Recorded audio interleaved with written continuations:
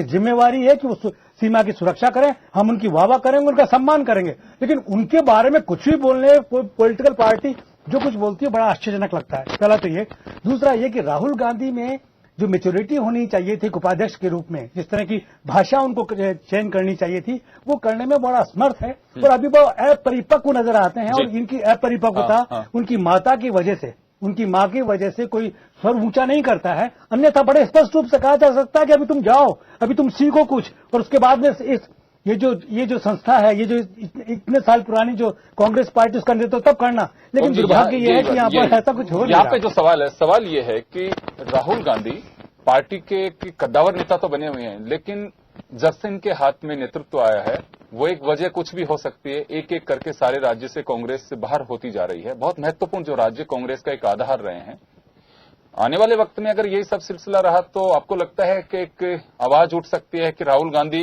नेता हो सकते हैं, लेकिन अभी केवल वो जो चाहें वैसा नहीं होने देंगे। योगेन जी, बड़ी स्पष्ट बात है कि जिस तरह की बातें करके भारतीय जनता पार्टी को इतना बड़ा जबरदस्त बहुमत मिला स्पष्ट रूप से उनके पास में, वो उसके कारण बड़ा स्पष्ट मालूम है कि महंगाई थी, बेरोजगारी था, भ्रष्टाचार था।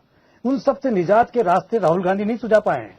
वो जहां भी बोलते हो बाएं चढ़ा करके जिस तरह की भाषा का इस्तेमाल करते हैं, उससे कोई कांग्रेस का व्यक्तित्व नजर नहीं आता। उसे नजर आता है कि एक लड़का कुछ बोल रहा है और वो नेहरू परिवार का, गांधी परिवार का लड़का वो बोल रहा है, और गांधी परिवार का लड़का होने के साथ साथ में कांग्रेस में एक सम्मान हासिल है, वो सम्मान मिल रहा है। बाकी कांग्रेस का तो इस तरीके से दिन पर दिन ग्राफ मुझे नीचे नजर आता हुआ, जनता फैसला करे बात अलग है, वरना तो ग्राफ तो नीचे जा रहा है लगातार। जी, तो कांग्रेस इससे विचार कर सकती है। चलिए, मैं राजीव जी आपके पास में आना चाहूंगा कि आधार जो बताया है, राहुल गांधी को बताया कि राहुल गांधी जो है वो सर्जिकल स्ट्राइक पे ऐसा नहीं बोलना चाहे तो उन्हें बड़ी पीड़ा हुई है, और किसी को कांग्रेस में हुई हो तो आवाज नहीं खोल रहे हैं, लेकिन रीता बहुगुणा जोशी जी को बहुत हुई है। सर्जिकल स्ट्राइक पे पीड़ा थी योगेंद्र जी, तो मनोहर पर्रिकर जी के बयान के ऊपर उनको कुछ कहना चाहिए था। उनको कहना चाहिए था कि मनोहर पर्रिकर जी ने, जो देश के रक्षा मंत्री हैं, बड़े स्पेसिफिक रूप से कहा कि पूर्व में कभी ऐसी सर्जिकल स्ट्राइक नहीं हुई। और कल ही विदेश सचिव जयशंकर ने साफ तौर से कहा कि पूर्व के अंदर कई बार इस तरह की सर्जिकल स्ट्राइक हुई है। तो अगर जब विरोधाभास एक विदेश सेक्रेटरी, जो कि गवर्नमेंट का सबसे बड़ा अफसर है विदेश मंत्रालय का, वो अलग बात कर रहा है, रक्षा मंत्रालय अलग बात कर रहा है, इसके ऊपर प्रश्न उठाती है तो रीता बहुगुणा ज्यादा अच्छा लगता। बनिस्पत उधर सर्जिकल स्ट्राइक पर जो राहुल गांधी ने कहा, और जो वास्तविकता के बहुत नजदीक है जो बात, कि वास्तव में जो खून जो हिंदुस्तान के सैनिकों का, शहीदों का जो सेना का जा रहा है अपनी जन्मभूमि के लिए, अपनी वीर भूमि के लिए, उसको भुनाने की कोशिश एक राजनीतिक दल द्वारा करी जा रही है, जो कि लीडरशिप के अंदर है।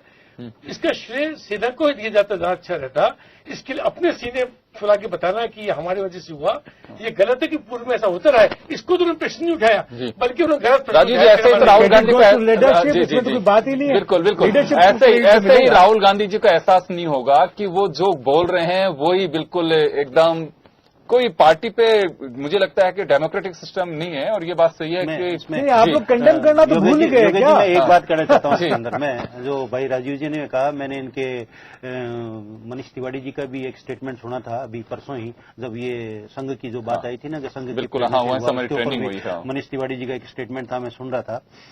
मुझे एक बात बताओ, 17 सितंबर को सर्जिकल स्ट्राइक, वो क्या नाम है, उरी की घटना हुई, 16 या 17 को हुई, 18 को हुई, और 28 तारीख को रात को सर्जिकल स्ट्राइक हुआ, 29। उस 10 दिन के सारे बयान कांग्रेस के देख ले, चाहे सारे के सारे सोशल मीडिया पे देख ले, 56 इंच का इंचा कहाँ गया, ये और सवाल खड़े किए जा रहे हैं, और सारे के सारे पुराने जो वीडियो मोदी जी के दिखाए जा रहे थे, और मोदी जी को खूब जबरदस्त गालियां पड़ रही थी। और उसके बाद में 28 तारीख को जब सर्जिकल स्ट्राइक हो गया और इतने लोगों को मार के आए, तो उसके बाद में जब राजा को जब गाली पड़ रही है तो ताली भी राजा के लिए बजनी चाहिए। ये क्या बात? नंबर 1 डेमोक्रेसी में नहीं होता है। नहीं, नंबर एक सुनो, मेरी बात में बता दूं मैं उसके बारे में। आज 71 के अंदर इंदिरा जी ने जो क्या नाम पाकिस्तान का किया, उसके बाद में किस नेता ने उनकी प्रशंसा नहीं की? इंदिरा जी के बारे में कांग्रेस ने भी करी, कम्युनिस्ट पार्टी ने भी करी, और बीजेपी ने भी करी। पहले मैं एक बात कहना राजीव जी, देखिए ये बिल्कुल सही है। हमें लग रहा था, मैं व्यक्तिगत रूप से, मैंने बहुत लंबे समय के कुछ पॉलिटिकल लीडर्स के बारे में पढ़ा है, इंदिरा गांधी के बारे में पढ़ा, पंडित जवाहरलाल नेहरू के बड़प्पन के बारे में पढ़ा कि श्यामा प्रसाद मुखर्जी को कैसे कैबिनेट में उन्होंने शामिल करवाया और इंदिरा गांधी ने कैसे जब यूएनओ में जाना था वाजपेयी जी को भेजा। ये सब चीजें देख करके जब नरेंद्र मोदी सर्जिकल स्ट्राइक के बाद सोनिया गांधी के यहां पे सुषमा स्वराज को भेजा, मनमोहन सिंह को मैसेज कराया, राज्यों के मुख्यमंत्रियों को कराया, तो हमें लगता था कि राष्ट्रपति के पास खुद गए। हाँ, हिंदुस्तान की राजनीति का जो फेस हम विचार करते हैं शायद वापस लौट रहा है और मोदी को ऐसा बड़प्पन दिखाने का संकल्प आगे जारी रखना चाहिए। लेकिन ये हवा 2 दिन बाद जो निकल गई और हमें ऐसी एक मैं कह सकता हूं एक आम हिंदुस्तानी के नाते जो पीड़ादायी स्थितियां होती हैं, पीड़ा होती है एक आम हिंदुस्तानी को कि राजनीति का फेस हमारे यहाँ कभी नहीं रहा है। ये जो आपने कहा अभी कि इंदिरा जी की प्रशंसा किसने नहीं की या वाजपेयी जी की प्रशंसा किसने नहीं की, वो दौर था जो चला गया।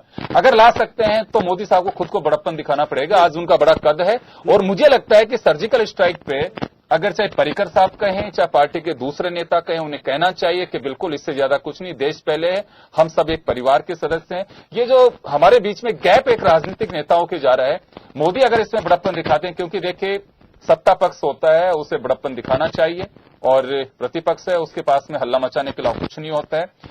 हमें लगता है ऐसा कि कुछ ऐसी चीजें होनी चाहिए कि आपस में शेयर कर सके, बैठ सके, तो शायद हो सकता है कि हिंदुस्तान की राजनीति उस उजली तस्वीर जो पहले रही है वो परंपरा लौट सकेगी। मैं माफी चाहूंगा, मुद्दा बहुत महत्वपूर्ण है लेकिन आज हमें यहाँ रोकना पड़ेगा और एक खास खबर को यहाँ विराम देंगे और आप सभी का बहुत बहुत शुक्रिया। नमस्कार।